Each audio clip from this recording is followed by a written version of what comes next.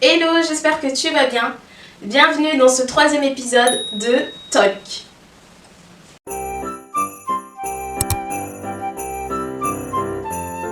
On se retrouve comme d'habitude en toute intimité. Je suis en mode no make-up. Ça, c'est une fierté pour moi. En mode cocooning, ambiance feu de cheminée. D'ailleurs, comme d'habitude, je porte une de mes créations. C'est un pyjama. Canon, pièce unique les filles, pièce unique. Je vous mets toutes les informations pour l'acquérir en barre de description. Ce sont des pièces uniques, donc dépêchez-vous parce que ça va aller à une vitesse incroyable. Tout est fait main. La conception est faite par nous de A à Z. On a réfléchi à tous les détails pour que vous soyez au top, même à la maison. Eh oui.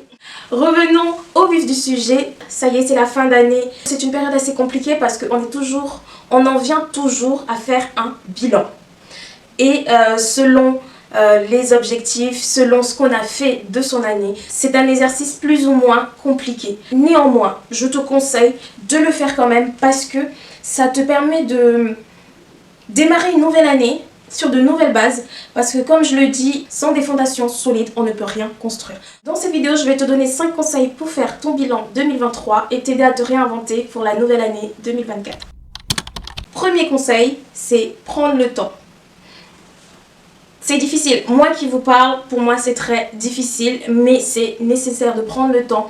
Prendre le temps de se poser, de se dire bon, ça y est, je me pose 10 minutes, 20 minutes, peu importe, mais prendre le temps de se poser pour faire ce bilan. Il est temps que les choses avancent, qu'il est temps de prendre les choses en main, tout simplement. Donc, tu te dédies une demi-heure, 10 minutes selon ton emploi du temps, mais prends le temps pour faire ce bilan. Deuxième conseil, c'est l'honnêteté. Oui, il est temps d'être honnête avec soi-même, il est temps de se remettre en question, il est temps de se dire oui, ça y est, 2023 est passé ou 2023 est en train de s'achever, qu'est-ce que j'ai accompli? Quels étaient mes objectifs? Quels étaient mes projets? Qu'est-ce que j'ai réalisé? Qu'est-ce que j'ai vécu? Comment s'est passée mon année 2023?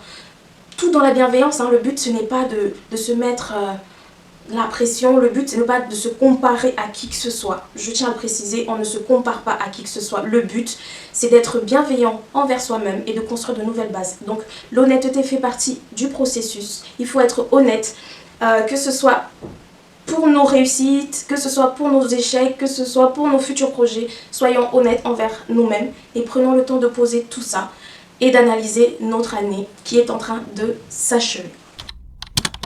Troisième point à aborder pour effectuer son bilan, c'est apprendre de ses erreurs et en tirer des leçons. Je dis apprendre de ses erreurs, mais on apprend aussi de ses réussites, hein. On sait que les réussites ne se font pas en un jour. On sait qu'on a en général, plus d'échecs que de réussites, mais il est nécessaire de tirer des leçons. Je suis sûre que vous aviez 15 000 objectifs dans votre liste en début d'année. Et forcément, hein, on va être honnête, vous n'avez pas réalisé tout ce que vous souhaitiez, mais c'est pas grave, c'est pas grave parce qu'il y a eu plusieurs facteurs qui vous ont empêché, il y a eu plusieurs obstacles qui se sont mis sur votre chemin. Il est temps d'être indulgent, mais surtout de tirer des leçons de nos échecs. Pourquoi j'ai pas réussi ça? Est-ce que c'était un projet réalisable ou alors j'ai surestimé mes capacités? Et si j'ai surestimé mes capacités, il est temps peut-être de revoir un petit peu à la baisse, d'avoir un objectif plus réaliste pour pouvoir l'atteindre un peu plus facilement. Et le fait d'atteindre cet objectif-là, cette petite réussite entre guillemets, nous donnera un peu plus de force, d'engouement pour réaliser l'objectif au-dessus. Parfois la société nous met tellement de pression, on a tellement de pression, on veut réussir ça, on veut, avec les réseaux sociaux surtout, on veut réussir notre business. Je parle en connaissance de cause, hein. Cette année avec mon small business, ça a été tout un parcours. Mais je crois en ce que je fais, je crois en ma marque, je crois en mon projet et je tiens, je m'accroche, c'est ça, je m'accroche et je ne lâche pas. Je suis comme un chien qui tient son os, j'ai mon objectif à atteindre, c'est dur. Parfois je recule, mais ça ne veut pas dire que j'abandonne. Je recule pour prendre le temps de me reposer, pour prendre le temps de reprendre des forces, mais je sais que je vais sauter. Donc c'est important aussi d'apprendre de ses erreurs, d'apprendre de son parcours, d'apprendre de son année. Alors, quatrième point que j'aimerais aborder avec vous, c'est de repasser son année en revue et de dresser une nouvelle liste d'objectifs. C'est important, comme je vous le disais, de tirer des leçons de nos échecs pour nous donner la nouvelle voie qui nous permettra d'éviter les erreurs qu'on a commises dans l'année écoulée pour nous permettre d'atteindre nos nouveaux objectifs. J'aime, en chaque début d'année ou fin d'année, dresser la liste de mes objectifs pour la nouvelle année parce que ça me permet de garder en tête ce que j'ai à faire. Je sais que j'ai une liste, à chaque fois je check en plein milieu d'année, quand je sais que j'ai un coup de mou, je regarde.